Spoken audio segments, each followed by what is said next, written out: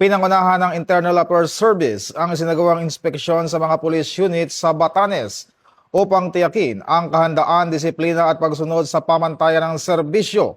Personal na sinuri ni IAS Inspector General Brigado Dulay ang kondisyon at operational readiness ng mga police units sa ilalim ng Batanes Police Provincial Office, kabilang ang Basco, Ibana, Uyugan at Mahataw Police Station at Batanes Mobile Force Company.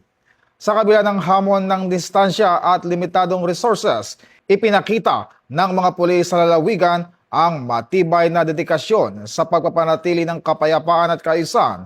Ayon sa IAS, mahalaga ang papel ng bawat pulis sa Batanes, lalo na sa pagpapatibay ng presensya ng bansa sa pinakadulong bahagi nito. Nananatiling misyon ng mga kapulisan ang patunay ng kanilang tuloy-tuloy na serbisyo para sa bayan hanggang sa pinakadulong teritoryo ng bansa. Ito ang bagong PNP para sa bagong Pilipinas, serbisyong mabilis, tapat at nararamdaman.